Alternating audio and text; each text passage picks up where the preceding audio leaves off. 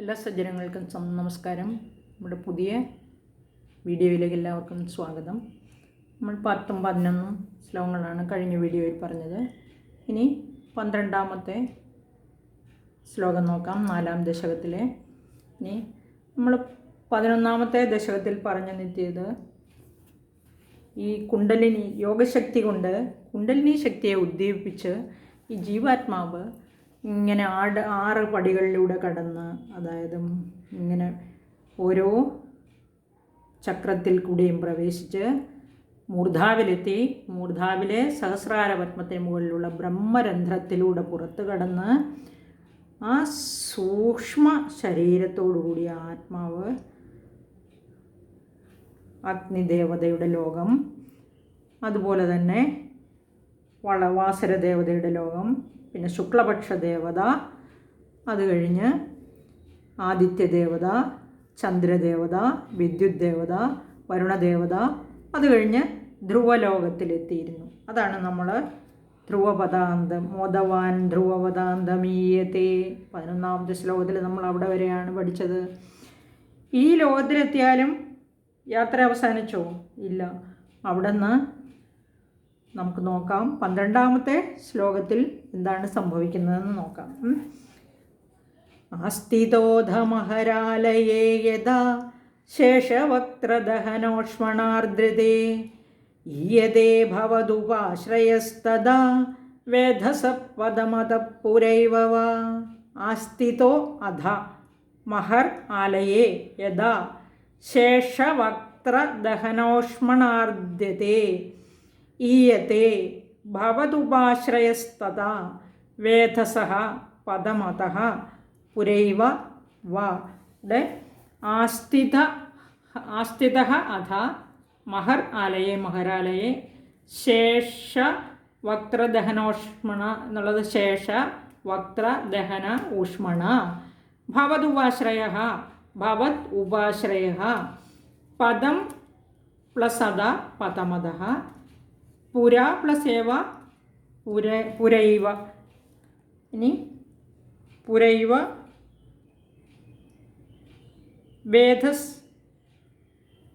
വേദസഹ എന്ന് പറഞ്ഞാൽ ബ്രഹ്മാവാണ്. വേദസേ. ഇനി നമുക്ക് നോക്കാം, ഈ ഭൂലോകത്തിൽ നിന്ന് ഇങ്ങനെ ധ്രുവപദ പ്രാപ്തി നേടിയ ശേഷം അവിടെ നിന്ന് മഹർലോകം എന്ന് പറയുന്നത് ബ്രഹ്മാവിൻ്റെ ലോകമാണ്.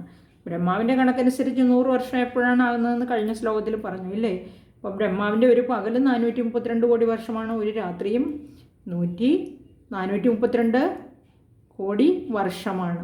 അപ്പോൾ 100 വർഷം എന്ന് പറയുമ്പോൾ ഒന്ന് ആലോചിച്ച് നോക്കിയേ, അതിനെ 365 കൊണ്ട് ഇൻറ്റു ചെയ്തിട്ട് വീണ്ടും 100 കൊണ്ട് ഇൻറ്റു ചെയ്യണം, അത്രയും കോടി വർഷമാണ്. അവിടെ ഇങ്ങനെ ബ്രഹ്മാവിൻ്റെ കണക്കനുസരിച്ച് ഇങ്ങനെ താമസിച്ച് വരുമ്പോഴാണ് മഹർലോകത്തിലും അവിടെ സുഖമായിട്ടാണ്. അവർക്കൊക്കെ ദേവപദമാണ്. ദേവലോകത്തിൽ ഇങ്ങനെ ചെല്ലുന്ന ഈ യോഗശക്തി കൊണ്ട് ഇങ്ങനെ മോക്ഷം കിട്ടിപ്പോകുന്ന ആത്മാക്കൾക്ക് അവിടെ ദേവതുല്യമായ പദവിയാണ് കൊടുക്കുന്നത്. വളരെ സുഖിച്ചാണ് താമസിക്കുന്നത്. ശേഷവക്ത്രദഹനോഷ്മണാർദ്യതേ. ഇനി അനന്തൻ്റെ, ആദിശേഷൻ്റെ, അല്ലെങ്കിൽ ആ ശേഷൻ്റെ വക്ത്രത്തിൽ നിന്ന് ദഹനൻ എന്ന് പറഞ്ഞാൽ അഗ്നിയാണ്. ദഹനോഷ്മണാർദ്രത എന്ന് പറഞ്ഞാൽ ആ വക്ത്രത്തിലെ ശേഷൻ്റെ ആ വക്രത്തിൽ നിന്ന് പുറപ്പെടുന്ന ആ ദഹനൻ്റെ ചൂട് കൊണ്ട്, അഗ്നിയുടെ ചൂട് കൊണ്ട് ആർദ്യതേ ദുഃഖിതനാകുന്നു. ആ ലോകത്തിലുള്ളവർക്കെല്ലാം ഈ ചൂട് അനുഭവപ്പെടുന്നുണ്ടാകും. അവിടെയുള്ളവർ ഇതുപോലെ മുക്തി നേടിയവരാണ്. ഋഷിമാരും മുനിമാരും ഈ യോഗശക്തി കൊണ്ട്, ഇതുപോലെ ബലം കൊണ്ട്, ശക്തി കൊണ്ടൊക്കെ അങ്ങോട്ട് പോയവരായിരിക്കും അല്ലേ? അവർക്കെല്ലാം ഒരേ അനുഭവമായിരിക്കും. ഈയതേ ഭവതുപാശ്രയ, അങ്ങയെ ആശ്രയിച്ചിട്ടുള്ളവൻ, ഈ ഭഗവത് ഭക്തൻ ഈയതേ പ്രാപിക്കുന്നു. വേധസപദം, വേധസ അതായത് ബ്രഹ്മാവിൻ്റെ ലോകത്തെ പ്രാപിക്കുന്നു. ബ്രഹ്മാവിൻ്റെ ആ ബ്രഹ്മലോകത്തിൽ, മഹർലോകത്തിൽ വളരെ കാലം വസിക്കാം. ശേഷൻ്റെ മുഖത്തു നിന്ന് വരുന്ന ആ ചൂട് തട്ടിയാൽ ആ ചൂട് സഹിക്കാൻ പറ്റുമോ? ഇതെല്ലാം ഋഷിമാരുടെ ലോകമാണ് അവിടെ എന്നാണ് അറിയപ്പെടുന്നത് ഈ മഹർലോകം, ജനലോകം, തപോലോകം, സത്യലോകം, ഇതെല്ലാം ഋഷിമാരുടെ ലോകങ്ങളാണെന്നാണ് പറയപ്പെടുന്നത്. ഇവിടെ എല്ലാവരും ഭഗവാനെ സ്മരിച്ചുകൊണ്ടിരിക്കുക ഏത് സമയം. പിന്നെ ഈ ശേഷൻ്റെ വക്രത്തിൽ നിന്ന്, അതായത് മുഖത്തിനുള്ളിൽ നിന്ന്, അതായത് വായിൽ നിന്ന് ഈ ചൂട് വരുന്ന സമയത്ത് ബ്രഹ്മാവിൻ്റെ ലോകത്തെ പ്രാപിക്കും. ഇവിടെ നിന്ന് നേരത്തെ പോകണമെന്നുണ്ടെങ്കിൽ നമുക്ക് അതിനു മുമ്പ് തന്നെ പോകാമെന്നാണ് ഇവിടെ പറഞ്ഞിരിക്കുന്നത്. ഇവിടെ ശേഷവക്ത്രദഹനോഷ്മണാർദ്യതേ ഈയതേ ഭവതുപാശ്രയസ്തദാ വേദസപ്പദമത പുരൈവവ. ഇവിടെ പുര ഏവ എന്ന് പറഞ്ഞാൽ അതിനു മുമ്പ് തന്നെ അങ്ങനെ ഈ ചൂടിനാൽ ഇങ്ങനെ പീഡയുണ്ടെങ്കിൽ, അത് ദുഃഖിതനാണെങ്കിൽ അതിനു മുമ്പ് തന്നെ അവിടെ നിന്ന് രക്ഷപ്പെട്ടു പോകാം. എവിടെയാണ് പോകുന്നത്? വേദസപ്പദം, ബ്രഹ്മലോകത്തേക്ക് രക്ഷപ്പെട്ടു പോകാം. അവിടെ തന്നെ അങ്ങേ തന്നെ അപ്പോൾ ശരണം പ്രാപിച്ച് ബ്രഹ്മലോകത്തെ പ്രാപിക്കാമെന്നാണ് പറയുന്നത്. അഥവാ ഇനി നേരത്തെ പോകണമെന്നുണ്ടെങ്കിൽ തന്നെയും അങ്ങേ ശരണം പ്രാപിക്കാം, അങ്ങയുടെ തൃപ്പാദങ്ങളിൽ വന്ന് ചേരാം എന്ന് പറയുകയാണ്.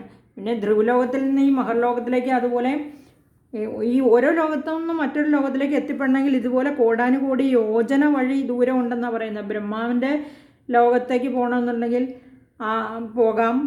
അവിടെ നിന്ന് വേറെ സത്യലോകം, ധ്രുവലോകം, മഹർലോകം, അതുപോലെ ഒരു കോടി യോജന ദൈർഘ്യമുണ്ട് ഓരോ ലോകത്തു നിന്നും മറ്റൊരു ലോകത്തേക്ക്. ബ്രഹ്മലോകത്ത് നിന്ന് ജനലോകത്തേക്ക് ഏകദേശം 3 കോടി യോജന ദൂരം ഉണ്ടെന്നാണ് പറയുന്നത്. അതുപോലെ അവിടെ നിന്ന് തപോലോകത്തിലേക്ക് 11 കോടി യോജന ദൂരം ഉണ്ടെന്ന് പറയുന്നു. അവിടെ നിന്ന് സത്യലോകം അല്ലെങ്കിൽ ബ്രഹ്മലോകത്ത് എത്തിച്ചേരാം. അപ്പോൾ ഈ ധ്രുവപദാന്തമീയത, ധ്രുവലോകത്ത് നിന്ന് അവിടെ നമ്മിങ്ങനെ മഹർലോകത്തിൽ എത്തിച്ചേരുന്നു. അവിടെ വളരെ കാലം വസിക്കുന്നു. അവിടെ ഇങ്ങനെ ശേഷനാഗത്തിൻ്റെ വയലിൽ നിന്ന് വരുന്ന ചൂട് കൊണ്ട് ദുഃഖിതനായി ആ പീഡ അനുഭവിച്ചുകൊണ്ടിരിക്കുമ്പോൾ അവിടെ നിന്ന് പോകണമെന്ന് തോന്നിയാൽ നമുക്ക് പോകാം എന്നാണ് പറഞ്ഞിരിക്കുന്നത്. അവിടെ നിന്ന് ബ്രഹ്മലോകത്തെ എത്തിച്ചേരാം. ബ്രഹ്മലോകം ത്രിമൂർത്തികൾക്കുള്ളതാണെന്നാണ് പറയുന്നത്. അതായത് ഏറ്റവും താഴെ സൃഷ്ടികർമ്മങ്ങൾ ചെയ്യുന്നതാരാണ്? ബ്രഹ്മാവ്. അവിടെ ബ്രഹ്മലോകമാണ് ഈ ഫസ്റ്റ്. അവിടെ അത് കഴിഞ്ഞ് രണ്ടാമത് അതിന് തൊട്ട് മുകളിലായിട്ടാണ് വിഷ്ണു. അതായത് ത്രിമൂർത്തികൾക്കുള്ളതാണെന്ന് പറഞ്ഞു ഈ ബ്രഹ്മലോകം. അവിടെ മധ്യത്തിൽ വിഷ്ണു ലോകമാണ്. അവിടെ വിഷ്ണുവാണ് സ്ഥിതി ചെയ്യുന്നത്. അവിടെ സ്ഥിതിയാണ് നടക്കുന്നത്. വിഷ്ണുവിൻ്റെ ജോലി എന്താ? സ്ഥിതിയല്ലേ. ബ്രഹ്മാവിനെ സൃഷ്ടിക്കുന്നു, വിഷ്ണു അതിനെയെല്ലാം പരിപാലനം ചെയ്യുന്നു. അതുപോലെ തന്നെ അതിന് മുകളിൽ രുദ്രനാണ്, സംഹാരമാണ് മഹാദേവൻ്റെ ജോലി എന്ന് പറയുന്നത്. അങ്ങനെ ഏറ്റവും താഴെയും ബ്രഹ്മലോകത്തിലേക്കാണ് വീണ്ടും എത്തിച്ചെല്ലുന്നത്. അവിടുന്ന് ഇങ്ങനെ പോകണമെന്നുണ്ടെങ്കിൽ ഈ ആശ്രയത്വത്തിൽ, ഭഗവാൻ വിഷ്ണുവിൻ്റെ ആശ്രയത്വത്തിലേക്ക് എത്തിച്ചേരണമെങ്കിൽ പോകാം. ഭവതുപാശ്രയത്വം, ആ ഭവത്പരത്വവും ഭവതുപാശ്രയത്വവും വിട്ടു നിൽക്കുന്നില്ല, എപ്പോഴും ഭഗവാനെ തന്നെ ആശ്രയിക്കുന്നു എന്ന് ആണ് സാരം. ഇനി വേദസപ്പദമത പുരൈവവ ഈയതേ ഭവതുപാശ്രയസ്തദാ, അങ്ങയെ തന്നെ ശരണം പ്രാപിച്ച് ബ്രഹ്മലോകത്തെ പ്രാപിക്കുന്നു. അഥവാ ഇനി ശേഷവദനാഗ്നി പീഡയ്ക്ക് മുമ്പ് തന്നെ ബ്രഹ്മലോകത്തെ പ്രാപിക്കുന്നു എന്ന് സാരം. ഇത് ഇനി 13ാമത്തെ ശ്ലോകം നോക്കാം നമുക്ക്. തത്ര വാ തവ പദേധവാ വസൻ പ്രാകൃത പ്രളയേതി മുക്തതാം സ്വേച്ഛയാ ഖലു പുരാ വിമുച്യത്തെ സംവിഭിദ്യ ജഗദണ്ഡമോജസാ. തത്ര വാ തവ പദേധവാ വസൻ പ്രാകൃത പ്രളയേതി മുക്തതാം സ്വേച്ഛയാ ഖലു പുരാ വിമുച്യത്തെ സംവിഭിദ്യ ജഗദണ്ഡമോജസാ. തത്ര വാ തവ പദേ പ്ലസ് അഥവാ വസൻ പ്രാകൃത പ്രളയേ പ്ലസ് ഏതി മുക്തതാം സ്വേച്ഛയാ ഖലു പുരാ വിമുച്യത്തെ സംവിഭിദ്യ ജഗദണ്ഡം പ്ലസ് ഓജസ ജഗദണ്ഡമോജസ. പ്രാകൃത പ്രളയേ സ്വേച്ഛയ സ്വ പ്ലസ് ഇച്ഛയാ സ്വേച്ഛയ ജഗത് പ്ലസ് അണ്ഡം ജഗദണ്ഡം. ഇങ്ങനെയാണ് അതിൻ്റെ പദപരിച്ഛേദം വരുന്നത്. ഇപ്രകാരം ബ്രഹ്മലോകത്തിൽ സത്യലോകത്തിൽ എത്തിച്ചേരുന്ന ജീവാത്മാവിന് അവിടെ എത്ര കാലം വേണമെങ്കിലും നമുക്ക് വസിക്കാം. ഈ ആത്മാവിന്, അതായത് അവിടുത്തെ തൃപ്പാദങ്ങളിലാണ്, ഭഗവാന്റെ തൃപ്പാദങ്ങളിലാണിപ്പോൾ.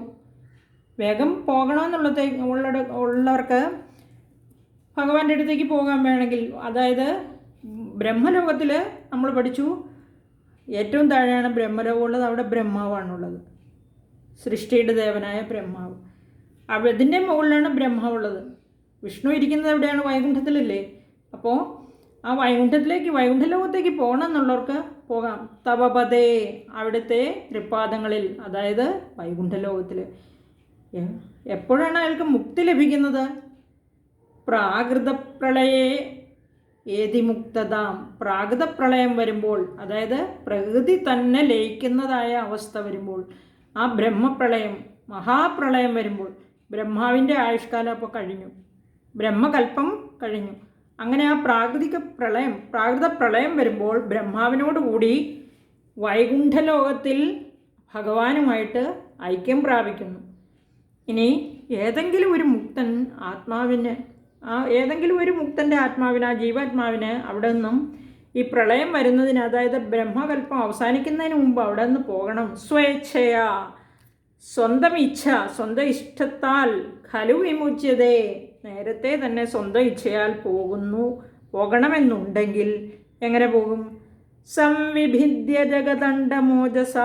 സംവിഭിദ്യ എന്ന് പറഞ്ഞാൽ തൻ്റെ ഓജസ്, ജഗദണ്ഡം ഓജസ, തൻ്റെ ഓജസ് കൊണ്ട്, ഈ യോഗശക്തി കൊണ്ട്, സംവിഭിദ്യ ഭേദിച്ചിട്ട്, തൻ്റെ ഈ യോഗശക്തി, അതായത് ഭൂമിയിൽ വെച്ച് യോഗബലം കൊണ്ട് നേടിയ യോഗശക്തി ഇല്ലേ, ആ യോഗശക്തി കൊണ്ട് ഈ ബ്രഹ്മാണ്ടം, അതായത് ബ്രഹ്മാണ്ടത്തിനെ ഭേദിച്ചിട്ട്, ജഗദണ്ഡം എന്ന് പറയുന്നത് ബ്രഹ്മാണ്ടമാണ്.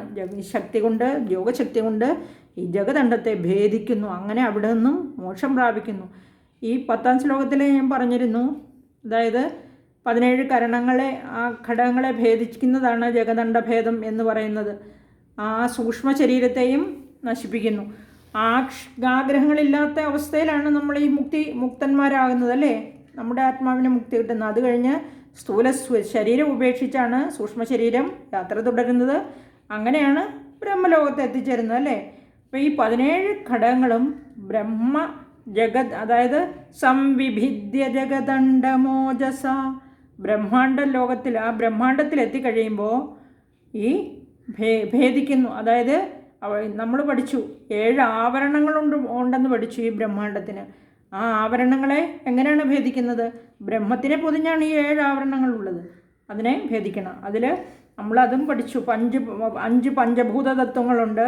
പിന്നെ അഹങ്കാരം, മഹത്തത്വം, ഇങ്ങനെയാണ് 7 ആവരണങ്ങൾ. ഇവയെ ഭേദിച്ചാണ് ഭഗവാനിൽ ലയിക്കേണ്ടത്, അല്ലേ? ഏറ്റവും സ്ഥൂലം എന്ന് പറഞ്ഞാൽ പൃഥ്വിതത്വമാണ്. അതിനെ ആദ്യം ഭേദിക്കുന്നു. പൃഥ്വിതത്വം എന്ന് പറഞ്ഞാൽ ഘ്രാണേന്ദ്രിയവും വിസർജനേന്ദ്രിയവുമാണെന്ന് പറഞ്ഞിരുന്നു. ജലതത്വം എന്ന് പറഞ്ഞാൽ രസനേന്ദ്രിയവും ഉപസ്ഥേന്ദ്രിയവുമാണെന്ന് പറഞ്ഞിരുന്നു, അല്ലേ? അതിനെയും ലയിപ്പിക്കും. അഗ്നി എന്ന് പറയുന്നത് ചക്ഷുസും പാദവുമാണ്. അതിനെയും ഈ അഗ്നിയിൽ, തേജസ്സിൽ ലയിപ്പിക്കും. അഗ്നിതത്വത്തിൽ ലയിപ്പിച്ചു കഴിഞ്ഞാൽ പിന്നെ എന്തുണ്ട്? ത്വക്ക്, പാണി, പ്രാണങ്ങൾ, ഈ 7നെയും വായുതത്വത്തിൽ ലയിപ്പിക്കുന്നു. ശ്രോത്രം, വാക്ക്, ഇതെല്ലാം സൂക്ഷ്മങ്ങളാണല്ലേ എല്ലാം.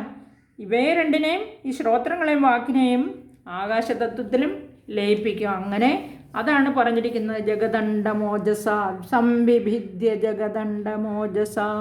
ഇങ്ങനെ ഇവയെല്ലാം ഇച്ഛാനുസരണം ഭേദിച്ച്, തൻ്റെ ശക്തി കൊണ്ട് ഭേദിച്ച്, യോഗബലം കൊണ്ട് ബ്രഹ്മാണ്ടം പിളർന്നിട്ട് മോക്ഷം പ്രാപിക്കുന്നു. അതായത് ഈ ശേഷനാഗത്തിൻ്റെ വായിൽ നിന്ന് വരുന്ന അഗ്നി കൊണ്ട് പീഡിക്കപ്പെടുന്നുണ്ടെങ്കിൽ അവിടുന്ന് ബ്രഹ്മലോകത്തേക്ക് സഞ്ചരിക്കാം. അവിടെയും ഭഗവത് പാദം പ്രാപിക്കണമെന്നുണ്ടെങ്കിൽ അവിടുന്ന് ആ പ്രാകൃത പ്രളയത്തിൽ ബ്രഹ്മകൽപ്പത്തിന് ശേഷം മോക്ഷം പ്രാപിക്കാം. അല്ലെങ്കിൽ തൻ്റെ ഇച്ഛാനുസരണം, തൻ്റെ യോഗശക്തി കൊണ്ട് ബ്രഹ്മാണ്ടം പിളർന്നിട്ട് മോക്ഷത്തെ പ്രാപിക്കാമെന്ന് എഴുതിയിരിക്കുകയാണ്. ഇനി അടുത്ത ശ്ലോകത്തിൽ 14ാമത്തെ ശ്ലോകമാണ്. ഇനി ഈ 14ാമത്തെ ശ്ലോകത്തിൽ എങ്ങനെയാണ് ഈ ബ്രഹ്മാണ്ട ഭേദനം അതെന്ന് വർണ്ണിക്കുകയാണ്. തസ്യ ജക്ഷിതി വയോമഹോനില വ്യോമഹത് പ്രകൃതി സപ്തകാവൃതീഃ തത്തദാത്മകതയാ വിശൻ സുഖീ യാതി തേ പദമനാവൃതം വിഭോ. തസ്യ ക്ഷിതിപയോമഹോനില വ്യോമഹത് പ്രകൃതി സപ്തകാവൃതീഃ തത്തദാത്മകതയാ വിശൻ സുഖീ യാതി തേ പദമനാവൃതം വിഭോ. വിഭോ എന്ന് വിളിച്ചിരിക്കുകയാണ്. വിഭോ എന്ന് പറഞ്ഞാൽ ആരാണ്? അതായത് ഹേ വിഭു, അതാണ് വിഭു ആണ് ഭഗവാൻ. വിവിധം ഭാതീതി വിഭുഹു എന്നാണ്, പല വിധത്തിൽ പ്രകാശിച്ചു കൊണ്ടിരിക്കുന്നവൻ. അതായത് ഈ നാനാത്വ പ്രപഞ്ചത്തിൽ പല പ്രകാരത്തിൽ ഭഗവാൻ പ്രകാശിച്ചുകൊണ്ടിരിക്കുന്നു. ഹേ വിഭോ, പ്രത്യേകിച്ച് പ്രകാശിക്കുന്നവ എന്നിവിടെ പറഞ്ഞിരിക്കുന്നത് നദികളും പർവ്വതവും, ഈ പ്രപഞ്ചത്തിലുള്ള വസ്തുക്കളെല്ലാം ഭഗവാന്റെ ആ സൃഷ്ടി ഭേദങ്ങളാണ് അല്ലേ. അവയെല്ലാം ഭഗവാന്റെ കൃപ കൊണ്ട് പ്രകാശിക്കുന്നവയാണ്. ഇവിടെ ഭഗവാൻ വിഭു എന്നൊന്ന് പറഞ്ഞാൽ പ്രകാശിക്കുന്നവൻ, അതായത് ഭഗവാനെ എന്ന് വിളിച്ചിട്ട് ഹേ വിഭോ എന്ന് വിളിച്ചിട്ട് പറയാണ്. ഈ തസ്യജ, ആ ബ്രഹ്മാണ്ടത്തിൻ്റെ 7 ആവരണങ്ങൾ, 7 ആവരണങ്ങൾ നമ്മൾ പറഞ്ഞു ഏതൊക്കെയാണെന്ന്. പൃഥ്വി, ജലം, തേജസ് അല്ലെങ്കിൽ അഗ്നി, ആകാശം, വായു, മഹത്തത്വം, ഇങ്ങനെ ഇവയെല്ലാമാണ് 7 തത്വങ്ങൾ. ഇനി ഏതെങ്കിലും ഏറ്റവും താഴെയുള്ള അഹങ്കാര തത്വത്തിനെ നമ്മൾ ആദ്യം എടുക്കാം. മഹത് എന്നത് അഹങ്കാര തത്വത്തിൻ്റെ ഉപലക്ഷണമാണ് മഹത്തത്വം എന്ന് പറയുന്നത്. പ്രകൃതി എന്നുള്ളതോ അഹങ്കാരത്തിൻ്റെ മുകളിലുള്ള മഹത്തത്വമാണ്. പടിപടിയായി സപ്തകാവൃതീഹി, സപ്തം എന്ന് പറഞ്ഞാൽ 7 എന്നാണ്. ആവൃതീഹി 7 ആവരണങ്ങൾ, പഞ്ചഭൂതങ്ങളും അഹങ്കാരവും മഹത്തത്വവും, ഇവയാണ് ആ മഹതത്വങ്ങൾ. ഇനി തത് ആത്മകതയാ, തദാത്മകതയാ, അതാതിൻ്റെ രൂപത്തിൽ ഈ 7 ആവരണങ്ങളും അതാതിൻ്റെ രൂപത്തിൽ വിശൻ പ്രവേശിച്ചിട്ട്, തത്തദാത്മകതയാ വിശൻ സുഖി, ചുമ്മാ പ്രവേശിച്ചിട്ടല്ല, സുഖി സുഖം അനുഭവിച്ചാണ്. ക്ലേശങ്ങളൊന്നുമില്ല ഈ ലോകങ്ങളിലേക്ക് പോകുന്ന വഴിക്കൊന്നും ഒരു ക്ലേശവും ഇല്ല, നല്ല പോലെ സുഖം അനുഭവിച്ചിട്ടാണ്. തത്തദാത്മകതയാ വിശൻ സുഖി. തത് ആത്മകതയെന്ന് പറഞ്ഞാൽ ഓരോ തത്വവും അവനവൻ്റേതായ സുഖം അനുഭവിച്ചിട്ട് വേറെ വേറെ എന്നാണ് ഈ 7 ആവരണങ്ങൾ. യാതി തേ പദമനാവൃതം വിഭോ, യാതി, ഇനി അവിടെ വിഭോ, ഹേ വിഭോ, അവിടുന്ന് പ്രകാശിച്ചുകൊണ്ടിരിക്കുകയാണ് ഈ പ്രപഞ്ചത്തിൽ പല പ്രകാരത്തിൽ നിറഞ്ഞു നിന്ന് പ്രകാശിച്ചുകൊണ്ടിരിക്കുന്ന ഭഗവാനെ അവിടുന്ന് എല്ലാത്തിലും എല്ലാ വസ്തുക്കളിലും പ്രകാശിക്കുന്നു. യാതിതേ പദമനാവൃതം വിഭോ, അനാവൃതമായ പദമാണ്, ഒരാവരണവും ഇല്ലാതെ. ഇപ്പം ആവരണങ്ങളെല്ലാം ഈ 7 ആവരണങ്ങളും ഭേദിച്ചു. അത് കഴിഞ്ഞിട്ട് തൻ്റെ യോഗശക്തി കൊണ്ടാണ് ഭേദിക്കുന്നത്. ആവരണവുമില്ലാത്ത പദം. യോഗി ആ തത്വത്തിലേക്ക് എത്തിച്ചേർന്നിരിക്കുന്നു, ആ ബ്രഹ്മസ്വരൂപത്തിലേക്ക് സായുജ്യം പ്രാപിച്ചിരിക്കുന്നു തൻ്റെ യോഗശക്തി കൊണ്ട്. ഈ കുണ്ടലിനി ശക്തിയെ മൂലാധാരത്തിൽ നമ്മൾ പഠിച്ചു. നട്ടലിൻ്റെ അടിയിൽ ത്രികോണാകൃതിയിൽ ഇങ്ങനെ ഒരു പാമ്പിൻ്റെ ആകൃതിയിൽ കിടക്കുകയാണെന്ന് പറഞ്ഞ ആ കുണ്ടലിനി ശക്തി അതിനെ തൻ്റെ യോഗശക്തി കൊണ്ട് ഉണർത്തി ഷഡാശ്രയങ്ങളും കടന്ന് സഹസ്രാര പത്മത്തിലെത്തി ബ്രഹ്മരന്ധ്രത്തിലൂടെ ഭേദിച്ച് അനേകം ദേവതമാരുടെ ലോകത്തിലൂടെ യാത്ര ചെയ്ത് ബ്രഹ്മലോകത്തും പിന്നീട് ബ്രഹ്മാണ്ടത്തിൻ്റെ 7 ആവരണങ്ങളെയും ഭേദിച്ച് യാതിതേ പദമനാവൃതം വിഭോ, ബ്രഹ്മസ്വരൂപത്തിൽ ലയിക്കുന്നു. അനാവൃതമായി എല്ലാ ആവരണങ്ങളും അനാവൃതമായിട്ട് അവിടെ ബ്രഹ്മാവിൻ്റെ ആ സ്വരൂപത്തിൽ, ബ്രഹ്മസ്വരൂപത്തിൽ ഇവിടെ ഭഗവാൻ വിഷ്ണുവിൽ ലയിക്കുന്നു എന്നാണ് പറഞ്ഞിരിക്കുന്നത് ഈ 14ാമത്തെ ശ്ലോകത്തിൽ. ഇനി നമുക്ക് ശ്ലോകം 15 നോക്കാം. 15ാമത്തെ ശ്ലോകത്തിൽ അർച്ചിരാദിഗതിമീദൃശിം വ്രജൻ വിച്യുതിം ന ഭജതേ ജഗത്പതേ സച്ചിദാത്മക ഭവദ്ഗുണോദയാൻ ഉച്ചരന്തമനിലേശ പാഹി മാം. അർച്ചിരാദിഗതിമീദൃശിം വ്രജൻ വിച്യുതിം ന ഭജതേ ജഗത്പതേ സച്ചിദാത്മക ഭവദ്ഗുണോദയാൻ ഉച്ചരന്തമനിലേശ പാഹി മാം. ഇവിടെ ഹേ ജഗത്പതേ, ജഗത്പതേ എന്ന് വിളിച്ചാൽ ആരാണ്? അത് സന്ധിവിച്ഛേദം പറയാൻ മറന്നുപോയി. അർച്ചിരാദിഗതിം എന്ന് പറഞ്ഞാൽ ഈ അർച്ചിരാദിഗതിം ഈദൃശിം വ്രജൻ വിച്യുതിം ന ഭജതേ ജഗത്പതേ സച്ചിദാത്മക ഭവദ്ഗുണോദയാൻ പ്ലസ് ഉച്ചരന്തം പ്ലസ് അനിലേശ പാഹിമാം. ഇനി പദച്ഛേദം നോക്കാം. അർച്ചിഹി ആദിഗതിം, അർച്ചിരാദിഗതിം, ജഗത്പതേ സത് ചിത് ആത്മക സച്ചിദാത്മക ഭവത് ഗുണ ഉദയാൻ ഭവദ്ഗുണോദയാൻ അനില ഈശ അനിലേശ. ഇത്രയുമാണ് അതിൻ്റെ പദച്ഛേദം. ഇനി അർച്ചിരാതിഗതിമീദൃശിം വ്രജൻ. ആദ്യം നമ്മൾ പോകുന്നത് മരിച്ചു കഴിഞ്ഞിട്ട് ഉടനെ എന്താ ചെയ്യുക? നമ്മളെ അഗ്നിയിൽ വെച്ച് ദഹിപ്പിക്കും. അപ്പോൾ നമ്മൾ ആദ്യം പോകുന്ന അഗ്നിയിലൂടെയാണ് അല്ലേ?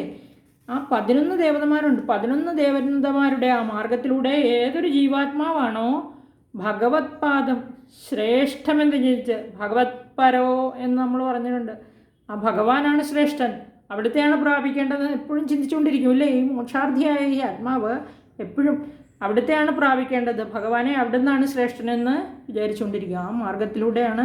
ഇപ്പോൾ ഈ 11 ദേവതമാരുടെ മാർഗത്തിലൂടെ ഏതൊരു ജീവാത്മാവാണോ ഭഗവത് പാദം ശ്രേഷ്ഠമെന്ന് വിചാരിച്ചിട്ട് ഇപ്രകാരമുള്ള മാർഗത്തിലൂടെ ഈ ദൃശ്യം ഇപ്രകാരമുള്ള വ്രജൻ സഞ്ചരിച്ചുകൊണ്ട്, വ്രജൻ എന്ന് വെച്ചാൽ സഞ്ചരിച്ചുകൊണ്ട്, വിച്യുതിം, വിച്യുതി ചുതി നാശമാണ്. വിച്യുതിം എന്ന് പറഞ്ഞാൽ ഒരു നാശവുമില്ല, ഒരു ച്യുതിയുമില്ല, ഒരു നാശവുമില്ല.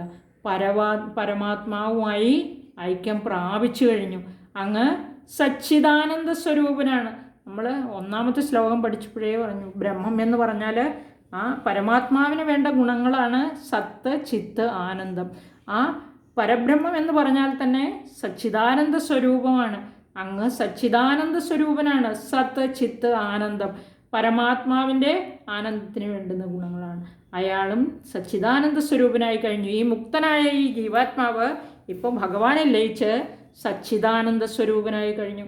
ഈ വിധത്തിൽ യോഗികളെ പോലെ ഇവിടെ മേൽപ്പത്തൂർ ആലോചിക്കുകയാണ്, എനിക്കും സാധ്യമാണോ? ഹേ വിഭോ ജഗദീശ്വര, ഞാൻ എന്ത് ചെയ്യാനാ? എനിക്ക് ഈ ഭഗവത് ഗുണോദയാൻ, ഇവിടെ എനിക്ക് ഈ ഉള്ളവന് അവിടുത്തെ ഗുണഗണങ്ങൾ പാടി പുകഴ്ത്തിക്കൊണ്ടിരിക്കാനല്ലാതെ എനിക്ക്, ഹേ അനിലേശ, അനിലേശൻ എന്ന് പറഞ്ഞിരിക്കുകയാണ്. വായുവിൻ്റെ ഈശനാണ് അനിലൻ, വായുവാണ് വായുവിൻ്റെ ഈശൻ. ഇവിടെ ഹേ ഗുരുവായൂരപ്പ എന്നാണ് വിളിച്ചിരിക്കുന്നത്. അതാണ് സൂക്ഷ്മമായിട്ട് അല്ലെ സ്ഥൂലമായിട്ടുള്ള അർത്ഥം. ഇനി നമ്മുടെ എല്ലാം ഉള്ളിലുള്ള പ്രാണൻ അനിലൻ, പ്രാണൻ്റെ പുരം എന്ന് പറയുന്നത് എന്താണ്? എൻ്റെ ഈ ശരീരം, എൻ്റെ ഈ ശരീരത്തിൻ്റെ നാഥൻ, അതാണ് സൂക്ഷ്മാർത്ഥം.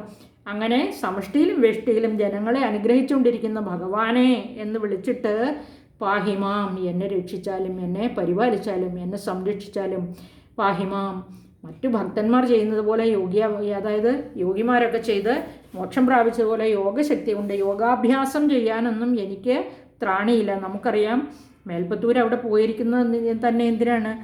രോഗപീഠ കൊണ്ട് ഒരു നിവൃത്തിയില്ലാതെ ഭഗവാനെ ഭജിച്ച് രോഗമുക്തി നേടാനാണ് പോയിരിക്കുന്നത്. ഇത് 4ാമത്തെ ദശകമായതേ ഉള്ളൂ, അതായത് 4ാമത്തെ ദിവസമായതേ ഉള്ളൂ ഇപ്പം അല്ലേ?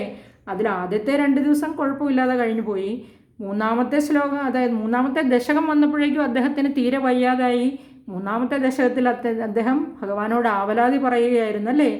ഇത് 4ാമത്തെ ദശകം തീരുകയാണ് ഇന്ന്.